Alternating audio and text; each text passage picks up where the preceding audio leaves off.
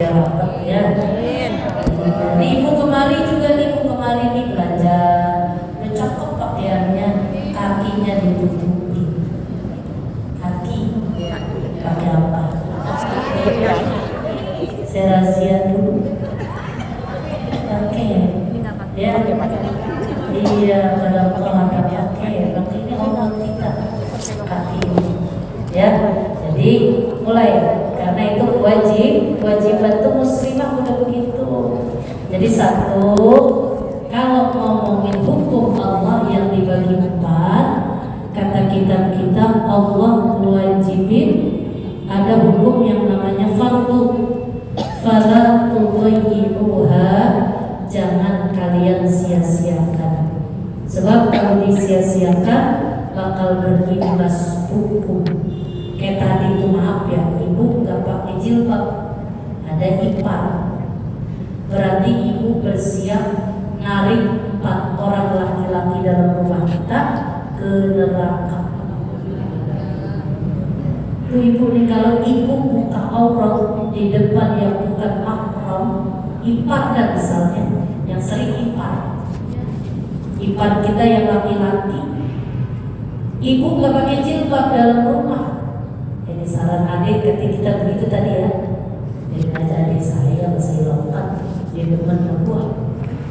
Dia lagi. Itu kan masalah teman. Yang penting haram begitu. Itu berarti ibu bersiap satu narik bapak ibu ke neraka. Bapak kita orang soleh, bapak kita orang baik. Bapak kita udah enak tempatnya gara-gara punya anak perempuan. Auratnya kebuka, dikelihatan sama orang yang bukan mahram, berarti bapak kita bakal diseret masuk ke neraka. Kita balas jasa aja orang tua belum bisa. Kita harus narik dia masuk ke neraka. 2, suami ibu bakal ibu tarik masuk ke dalam neraka.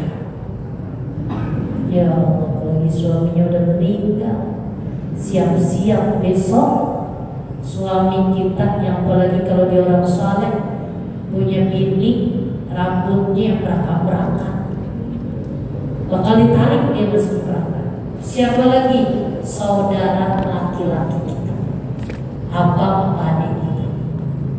Siapa lagi? Anak laki-laki ibu. Ada 4 dalam keluarga. Andai ibu nggak nutup aurat, dia semua bakal masuk neraka. Gara-gara siapa? Kita. Terus kitanya masuk neraka lah, apalagi kita. Emang sumbernya kita duluan gitu. Ya. Jadi udahlah, berubah kapan lagi. Umur kita datangnya malaikat maut dan pakai nunggu ibu berubah. Detik ini juga niatin di hati saya harus berubah. Saya harus berubah cara saya berbusana. Benar-benar muslimah yang sesuai syariat. 1. Yang kedua, Allah menetapkan dalam hadis ini hukum yang namanya had atau hudud. Had itu mufradnya, jamaknya hudud. Tadi kan yang pertama fardu, yang kedua had atau hudud. Apa itu had? Hudud, batasan atau hukuman.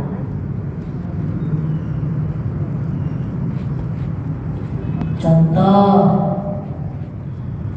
kalau ada orang nyakitin, zolimin orang, ngebunuh orang, maka dalam Islam apa bu? Ada namanya kisos. Itu namanya hudud tuh. Iya, kisos.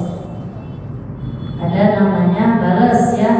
Bunuh berarti ada hukuman namanya dibunuh lagi.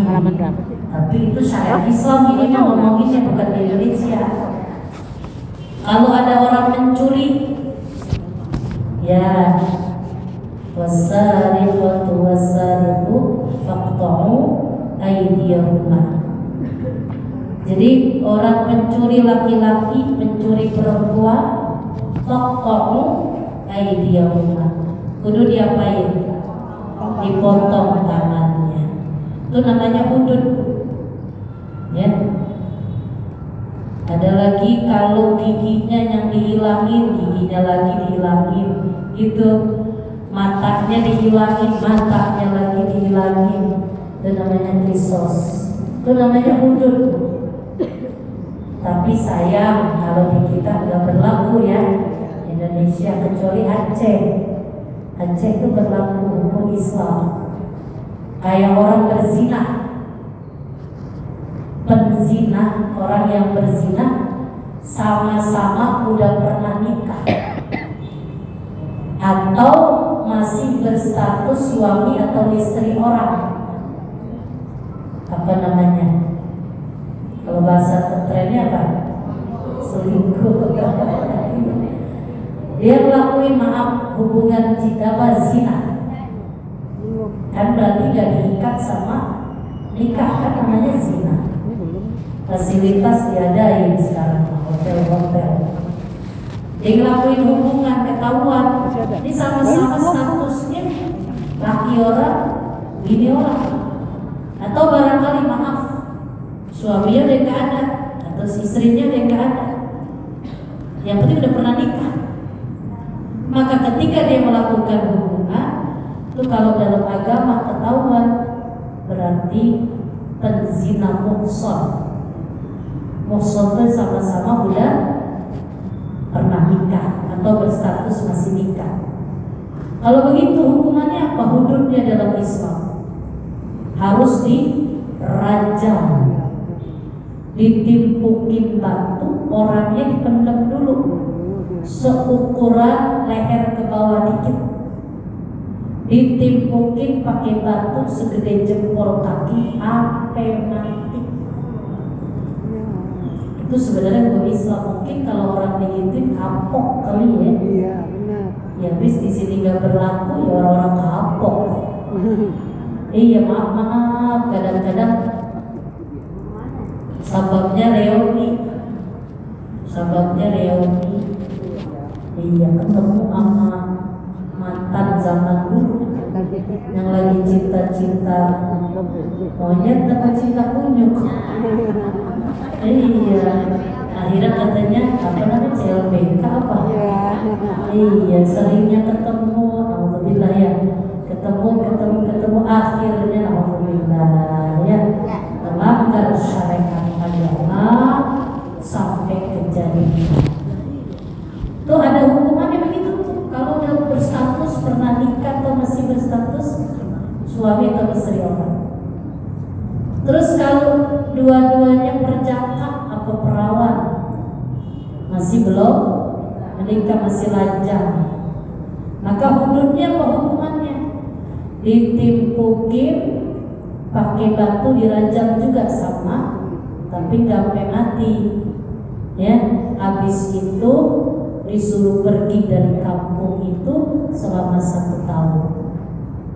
Tuh kalau statusnya sudah, makanya aneh.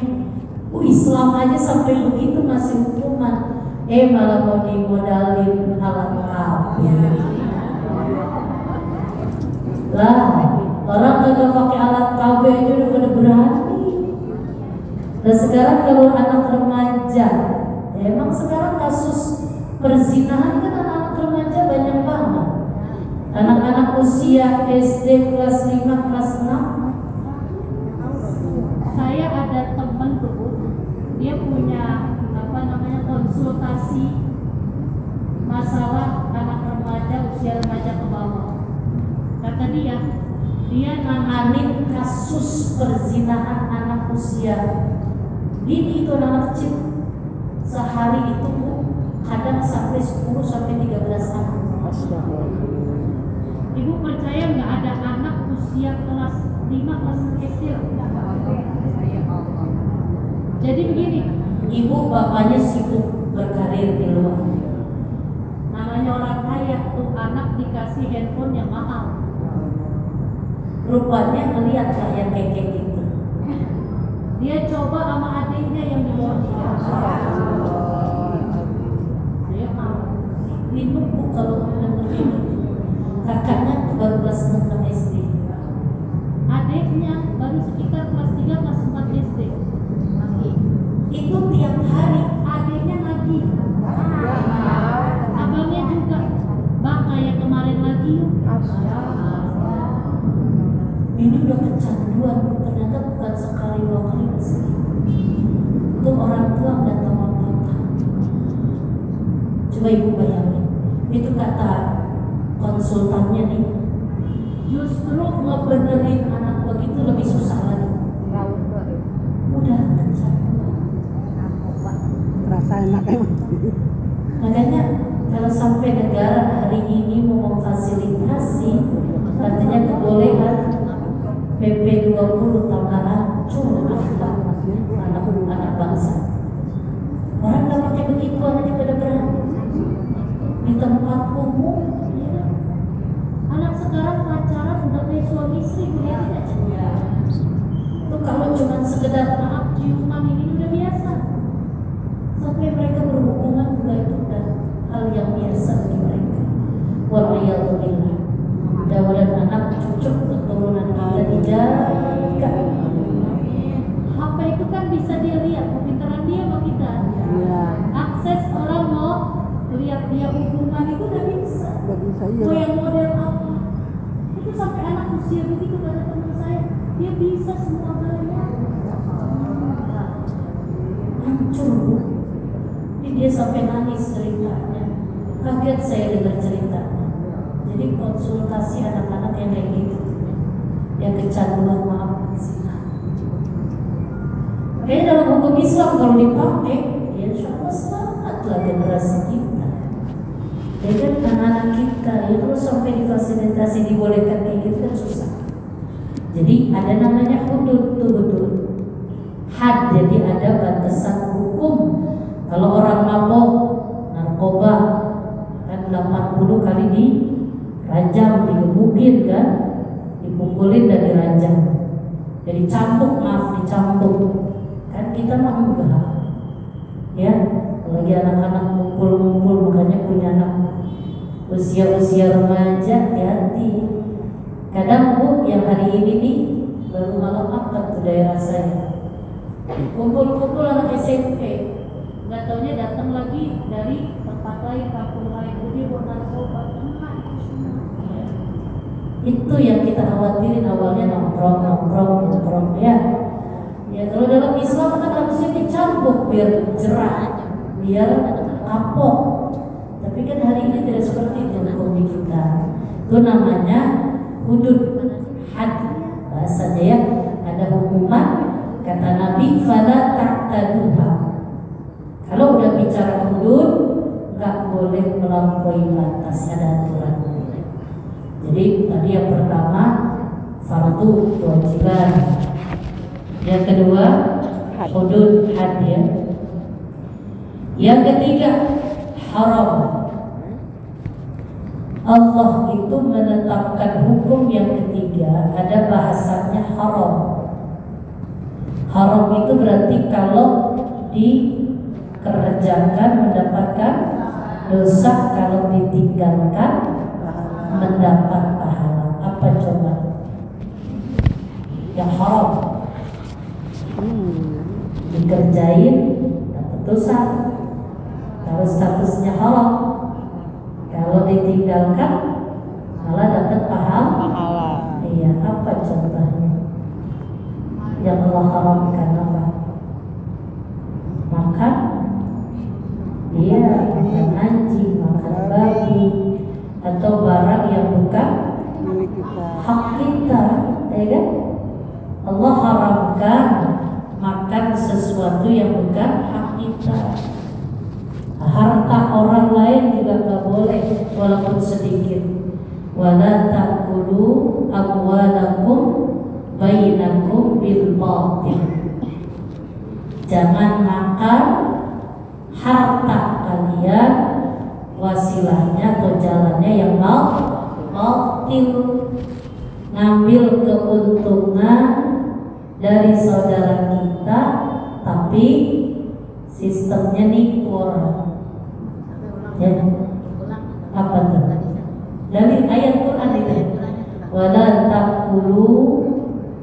amwalakum bainakum bil batil. Jangan kalian makan harta di antara kalian dengan cara yang batil. Batil itu berarti gak sesuai dengan Hukum. aturan agama. Emang bukan punya dia, apa diambil? Pak maaf, warisan udah di bagiannya masing-masing. Kenapa itu punya adiknya diambil lagi? Kan udah ada hukumannya, aturannya. Punya adiknya jangan kata banyak. Sejengkal aja kita ngambil hak orang, sejengkal. Berapa gedenya sejengkal? Tuh kata Nabi, siap-siap bakal dililit dia punya leher nanti dengan 7 lapis bumi dan 7 lapis langit. Ngambil hak saudaranya, ambil hak orang lain. Makanya kita bertetangga juga hati-hati. Ya, kalau bukan hak kita nggak boleh kayak begini dah nih, yang sederhana. Ibu bikin acara hajatan, rumah kita kagak ada depannya, kagak ada halamannya. Emang RSSSSSS, iya kan? Mau kagak mau pakai depan jalanan umum gitu. Di depan rumah kita jalanan siapa? Umum, tanahnya tanah siapa? Umum kan? Itu yang akses. Kalau biasanya rata-rata depan rumah kita hari ini Bu ya bicara hari ini rata-rata jalanan berarti milik ibu bukan? Bukan. Nah ibu mau masang tenda, kudu izin orang yang di sekitar situ. Paling enggak kita ngomong nggak sama Pak RT, tolong izinin saya warga semua, atau saya izin ada grup RT, saya mau pakai tuh jalanan untuk pasang tenda. Ini enggak main pasang aja, enggak boleh, hukumnya dosa. Sebab apa? Kita ngambil hak yang bukan hak kita. Paham tuh? Kan sekarang kayak gitu. Udah gitu aksesnya orang mau lewat jadi dipatok, ditutup kan? Muter-muter nyari jalan, mau pergi kagak kedapetan. Kenapa? Karena ditutup sama kita. Termasuk besok-besok kalau bikin acara maulid, ya acara perayaan apa aja, ya harus izin dulu. Gak boleh sembarangan. Ya, paham ibu? Iya ada aturannya. Ya ada aturannya semuanya juga. Termasuk tuh ibu bikin jalanan ada polisi tidurnya. Jangan yang nyakitin orang. Kadang-kadang yang naik motor mana tinggi banget lagi itu polisi tidurnya. Iya udah gubrak. Atau mobilnya pendek ngesel. Itu namanya nyakitin orang, nggak boleh itu kayak gitu, haram hukumnya. Ya, jadi orang itu mesti ngerti aturan mana yang boleh, mana yang tidak boleh. Ibu mau ninggiin rumah melantai 2, izin nama yang sekitaran kita. Sebab apa nanti kalau hujan, bakal kesian tuh apa yang di bawah. Kadang kan orang gini, ya rumah gua, duit bangun duit gua, karena ada urusan sampai tetangga nggak bisa. Karena kita hidup bukan sendirian, banyak orang-orang di sekitar kita. Paham tuh? Makanya hidup kudu ngerti aturan, nggak boleh sembarangan. Jadi Allah menetapkan perkara yang haram agar ditinggalkan. Sebab kalau kita nggak kerjain, malah kita dapat pahala. Adab bertetangga diatur dalam agama kita. Ada aturannya. Jadi kalau kita ngaji, nih akhlak sama saudara, nih akhlak sama orang tua. Makanya saya sering bilang ngaji mah nggak usah banyak-banyak. Cukup tauhid, fikih, tasawuf selesai. Tauhid benerin akidah kita, fikih benerin ibadah, Tasawuf akhlak benerin laku kita, adab kita biar dibenerin, ya. Karena kan kita hidup punya aturan, ya kan? Sebab manusia beda-beda, dia punya karakter. Makanya kenapa wajib ngaji akhlak tasawuf, biar bener kita punya hati, biar bener kita punya kelakuan, gitu ya. Jadi ngaji mah nggak usah banyak-banyak. Saya nggak tahu kalau di sini ngaji tasawufnya kan. Ya, minta ke guru yang lain. Ya, Rasulullah Taufik, kepada yang berbagi. Ya, itu kitab-kitab ya tasawuf. Biar kita ngaji, biar akhlaknya benar. Kadang ngaji mengaji, lagu kita kagak. Banyakkan lagu jadi lagu-lagu ya. Ya, nanti minta ke guru yang lain ya. Kita 4 rebo sayang.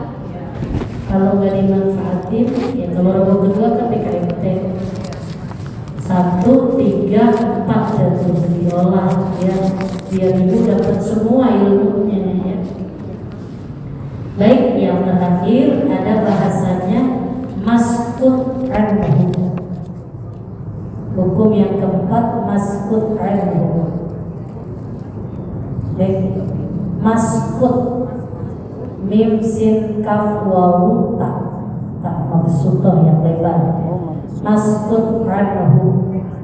Baik, pakai tak. Maskut kalau pakai Indonesia. Maskut anhu.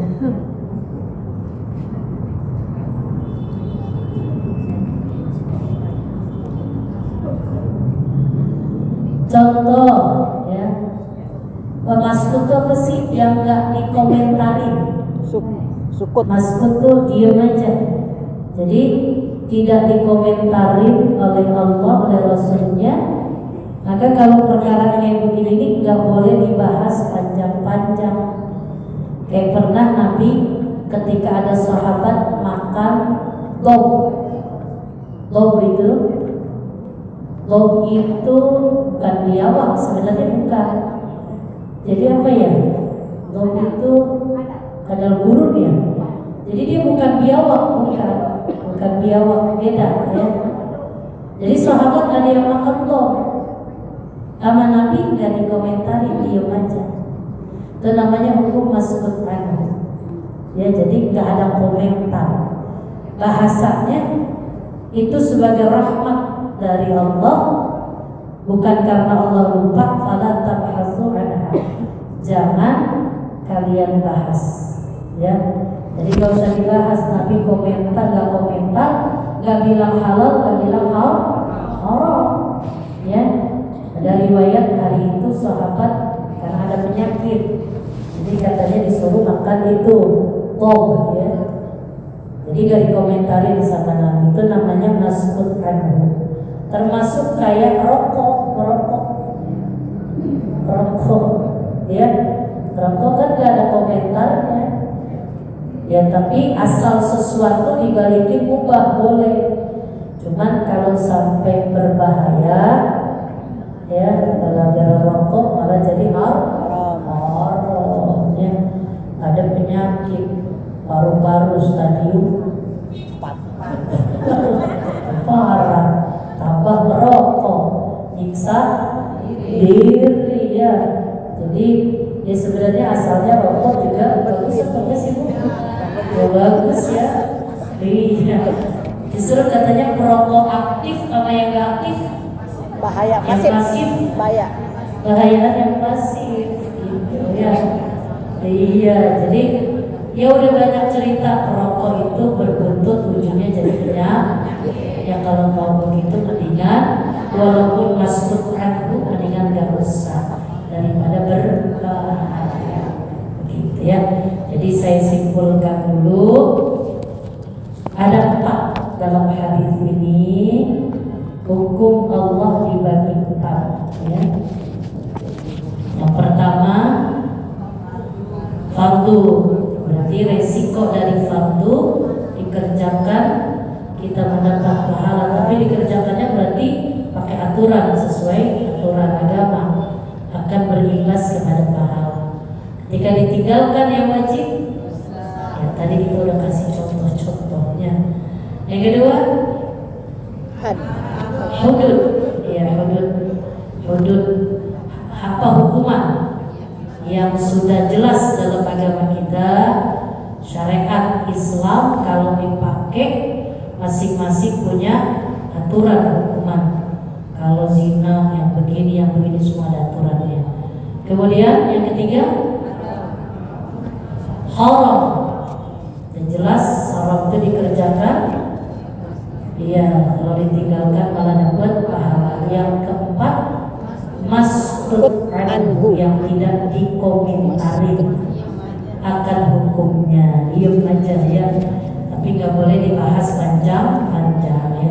Ini yang layak bahas ini ya, ada ruang, makanya di mas'ud anhu ada ruang bagi para ulama mujtahid ijtihad. Ijtihad itu berarti rata-rata ulama yang mumpuni ilmunya. Orang kalau mau memfatwakan satu hukum harus menguasai paling tidak 14 disiplin ilmu. Cabang ilmu, ada ilmu qawaidul fiknya, usulul fiknya, ilmu balaghahnya, ada mantik ya dan sebagainya, harus menguasai. Kalau orang mau berijtihad, kalau kita di ruang ijtihad adanya di Majelis Ulama Indonesia. Bukan rata-rata ulama-ulama yang ngerti hukum. Iya, disiplin ilmu agama ya. Kalau kita mah tinggal sami'na wa kata MUI haram. Jangan beli produk Israel. Halo? Ikutin jangan? Ikutin lah, iya orang kata MUI begitu. Ini enggak habisnya Ustazah, beli 2 gratis 1. Mama nyari gratisannya, nanti udah nyalain hukum. Kan udah diolah sama ulama-ulama kita. Dan kita mau ngikutin aja biar selamat. Dan ntar kalau kita gak ikutin ulama, kita mau ikutin siapa? Iya kan kok? Iya, mau ikutin siapa? Payung kita siapa kan gitu. Mau menuju Rasulullah kan gak bisa langsung kita pakai, harus lewat guru-guru kita, ulama-ulama kita, para habaib. Makanya nggak usah terpancing diadu-adu habaib bapak. Iya, nasab-nasab boleh deh, kita mah kagak ngerti juga.